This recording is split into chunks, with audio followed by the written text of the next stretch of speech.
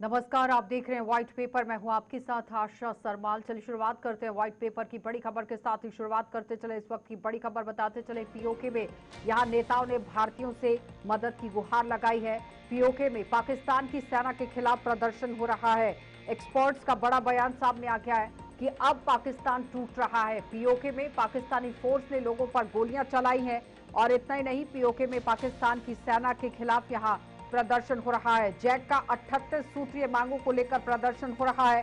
सरदार अमन खान ने श्रीनगर, लद्दाख, पुंछ, राजौरी और जम्मू के लोगों से मदद करने की अपील की है। और बताते ये भी चले, आप देखिए पीओके की तरफ से यहाँ जो बड़ा प्रदर्शन किया गया है, पाकिस्तान सरकार से मांग रखी गई है शरणार्थियों के लिए आरक्षित 12 सीटों को खत्म करना। और इतना ही नहीं, बिजली की कीमत कम करने की मांग, सब्सिडी वाला गेहूं का आटा और किसानों के साथ साथ यहां अगर सैनिकों की बात करें तो सैनिकों को हटाने की मांग पीओके के लोगों की तरफ से पाकिस्तान की सरकार के साथ की गई है। लेकिन फिलहाल पीओके में आज पाकिस्तानी सेना के खिलाफ जमकर प्रदर्शन हुआ, क्योंकि आज चक्का जाम का ऐलान किया गया था जिसका भरपूर असर देखा गया है। तो अमन खान ने यहां भारत से, यानी कि आप देखिए भारत से मदद की गुहार लगाई है। श्रीनगर, लद्दाख, पुंछ, राजौरी और जम्मू के लोगों से अपील की गई है कि यहां जिस तरह से चक्का जाम की परिस्थितियां बनी हैं, खाने पीने के सामान के जो किल्लत पैदा हो गई है, जाहिर तौर पर भारत से मदद की आप देखिए किस तरह से गुहार लगाई गई है।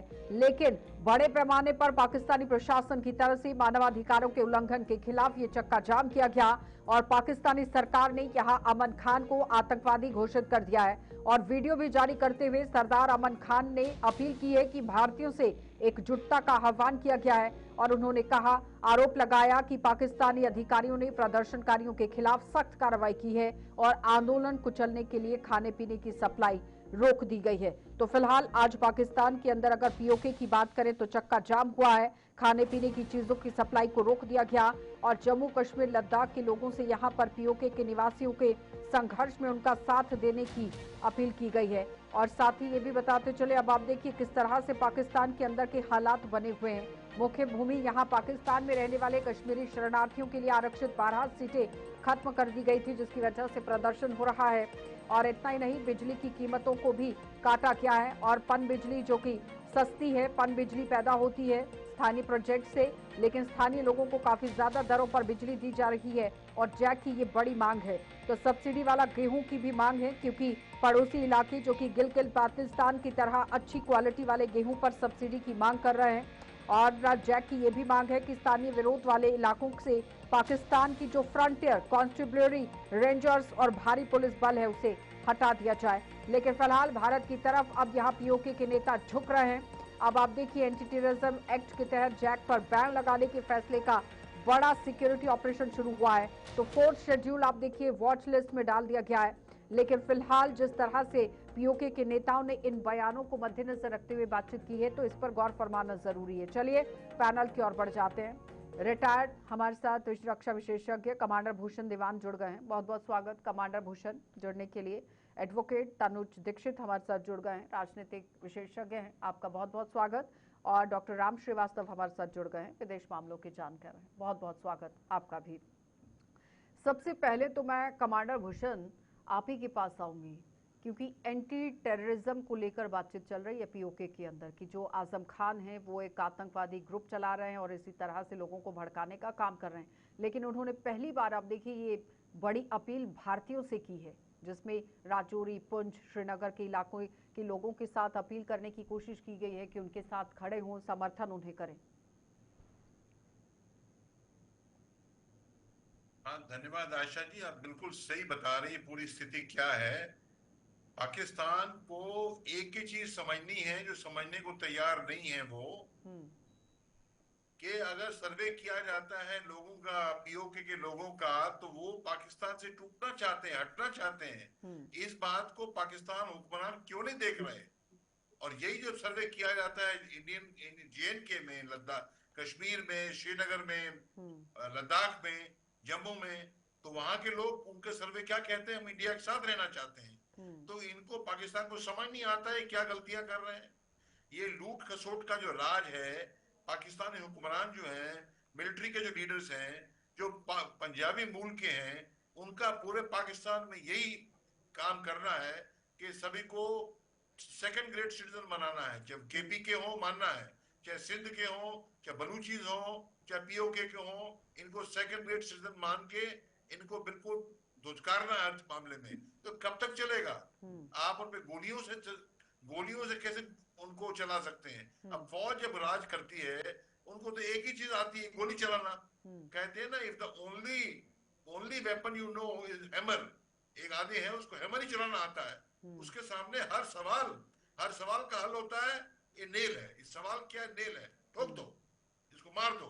ये तरीके से कैसे चलेगा? तो डूबने की तरफ जा रहे हैं ये। कुछ चला, जब नहीं चला पा रहे, लोगों की आवाम की बात नहीं सुन पा रहे, और फिर कहते हैं डेमोक्रेसी है। कहाँ की डेमोक्रेसी है? तो ये पर बात सवाल ये है, क्या जेएनके के लोग जो है कितना इनको जुड़ के सपोर्ट कर पाएंगे?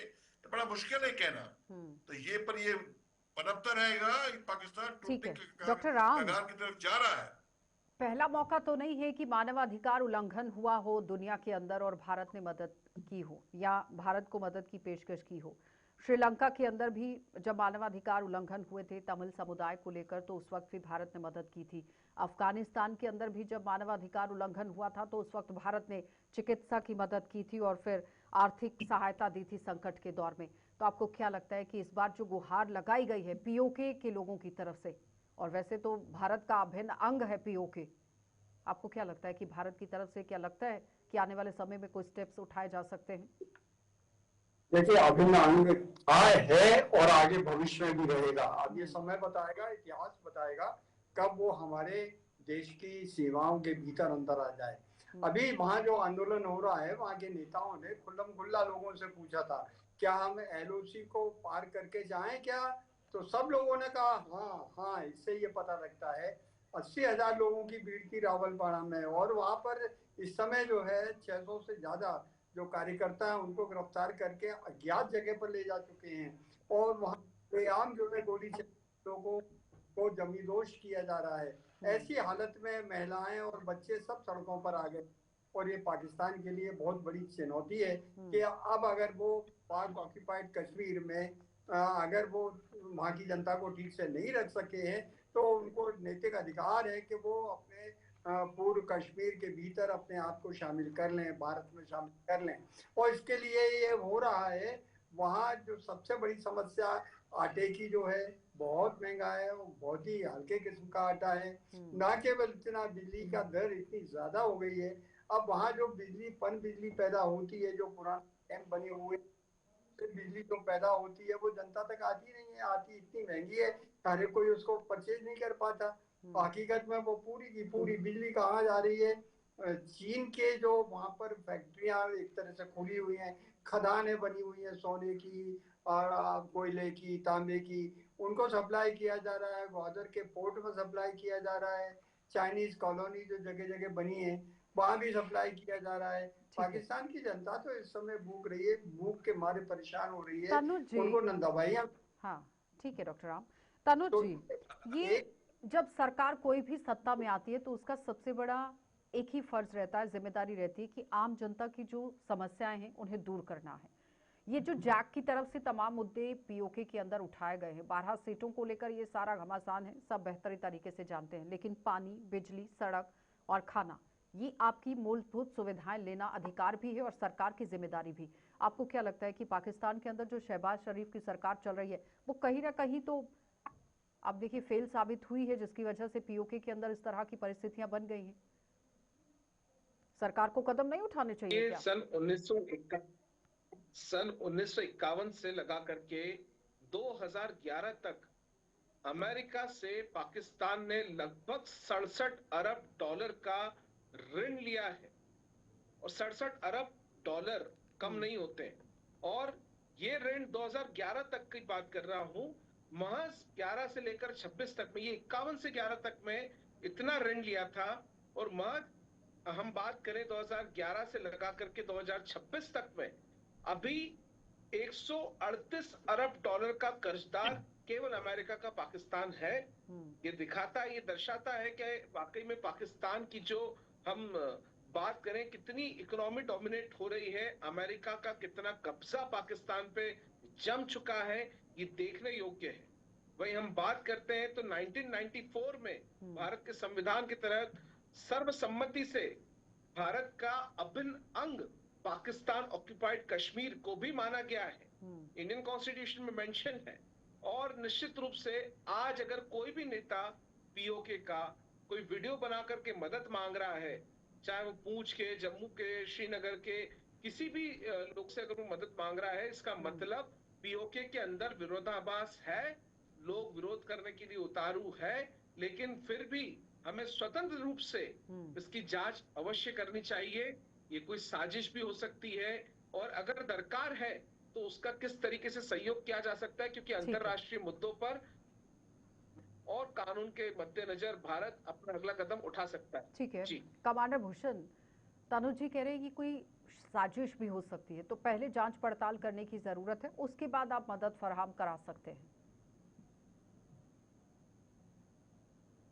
नहीं, जांच पड़ताल कौन करता है? आपका क्या सुझाव है? तनुज जी जवाब दीजिए, ये सुझाव जो आप देने की बात कर रहे हैं, किस तरह की जांच पड़ताल की बात कर रहे हैं? ये सब काम हमारे देश की इंटेलिजेंस की एजेंसीज उन वीडियो की पुष्टि करे।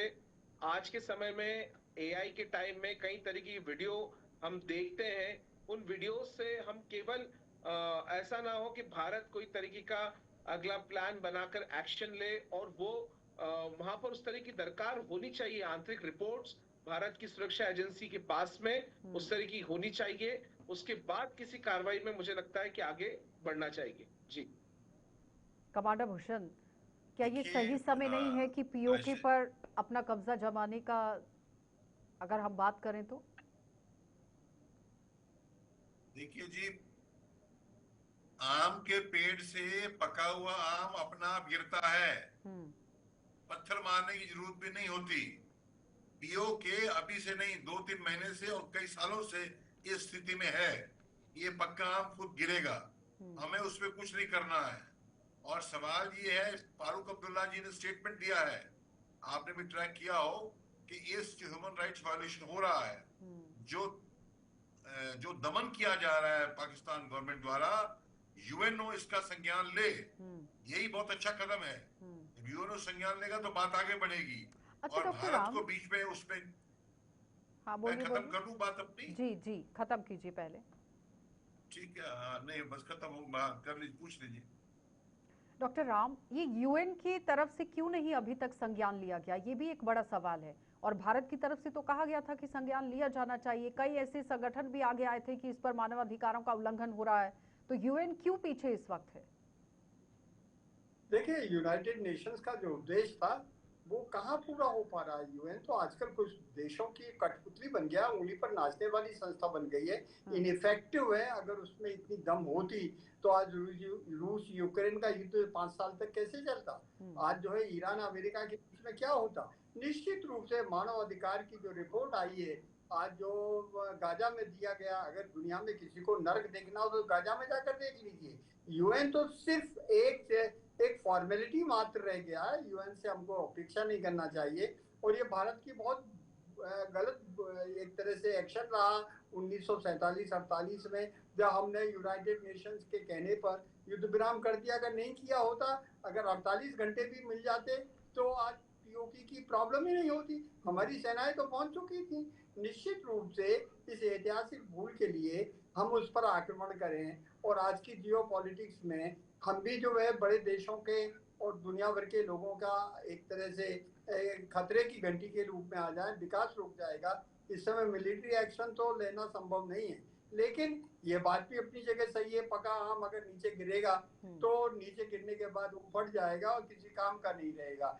यही एक कारण है कि आज हमको मानवीय सहायता के रूप में वहाँ अंतर्राष्ट्रीय संगठनों का उपयोग करके या उन देशों का सहयोग लेकर जो अपनी उंगली पर इनको चलाते हैं, उदाहरण के लिए अमेरिका अगर कुछ कहेगा तो निश्चित रूप से मुल्ला मुनीर को मानना पड़ेगा, चीन अगर कुछ कहेगा मानना पड़ेगा। लेकिन हम डिप्लोमेटिक चैनल का यूज करके उनको मानवीय सहायता पहुंचा सकते हैं। लेकिन जहां तक ये सवाल है कि वो हम वहां जाकर कब्जा कर लें, ये तभी संभव होगा जब पाकिस्तान कोई हरकत करेगा।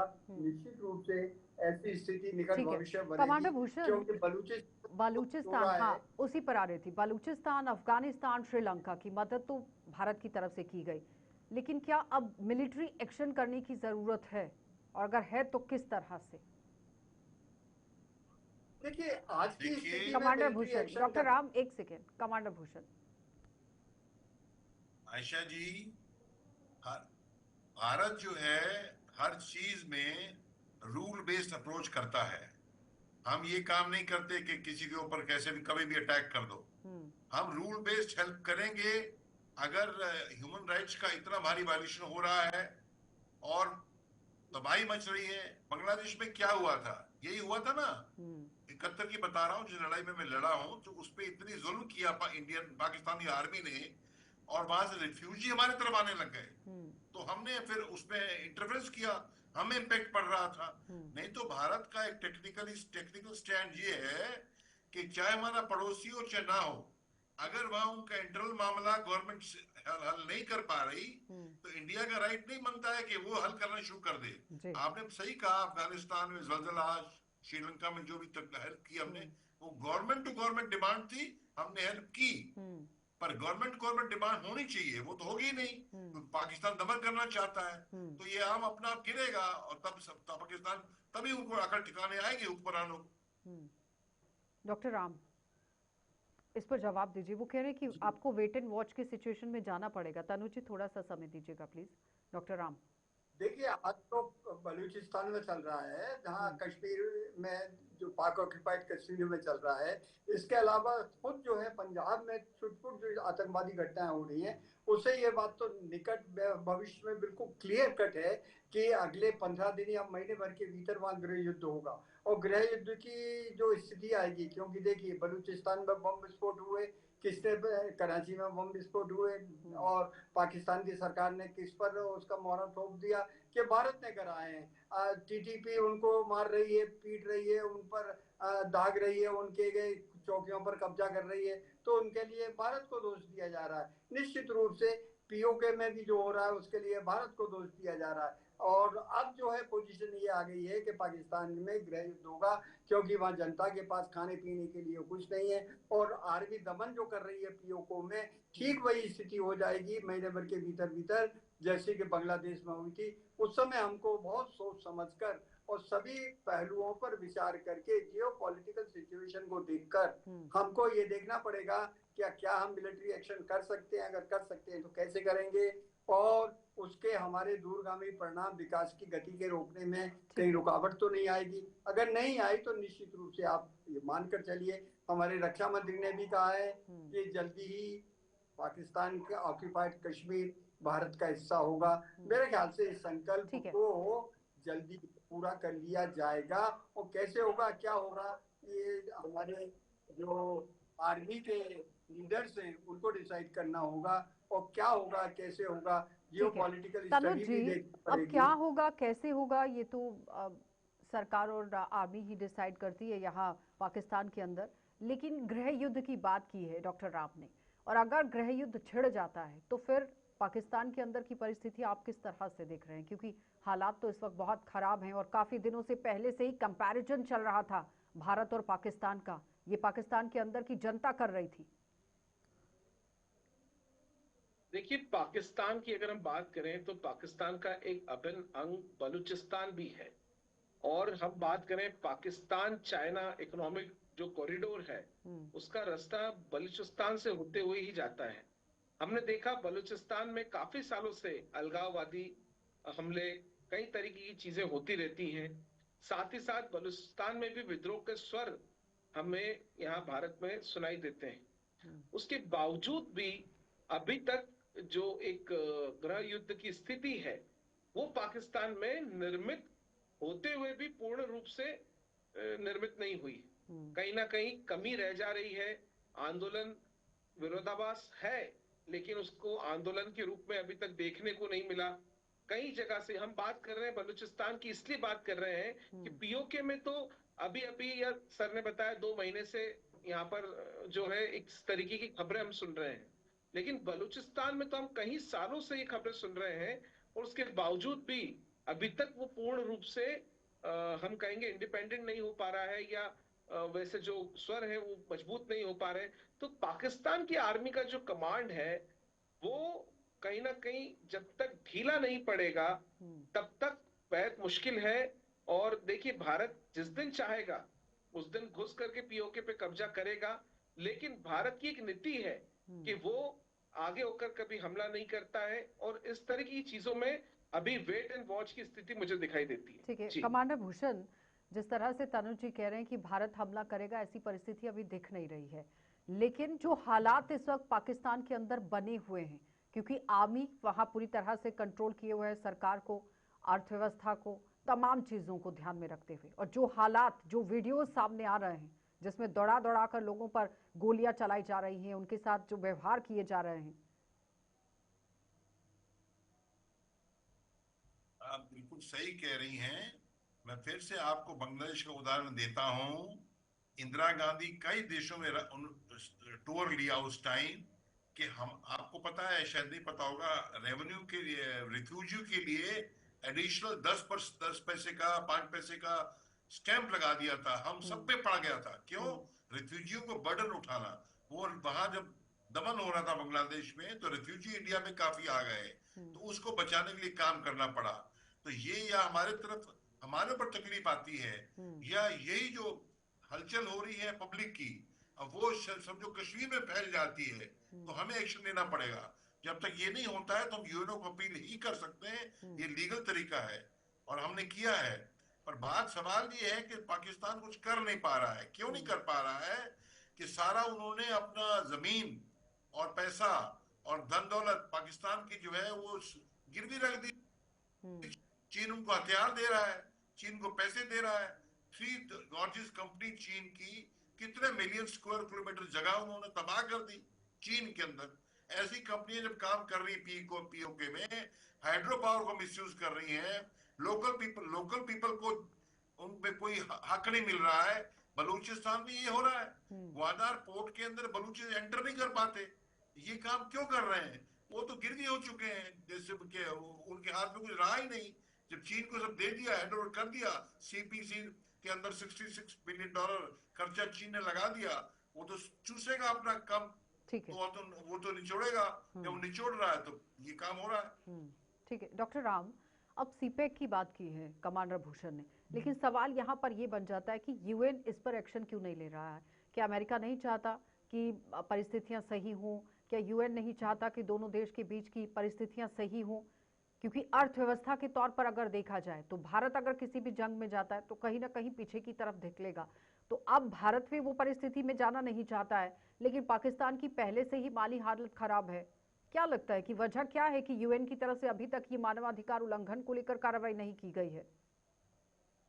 देखिए, यूएन के लिए तो ज्यादा विचार करना बेकार है, क्योंकि यूएन एक बिल्कुल निशक्त संस्था है, उसका कोई अस्तित्व नाम मात्र का रह गया है। वो तो सिर्फ एक सेलिब्रिटी होती है, भाषण देते हैं, ह्यूमन राइट वॉयलेशन हो रहा है डॉक्टर राम, तो फिर यूएन एक्शन नहीं लेगा तो कौन लेगा? कैसे चलेगा ऐसे?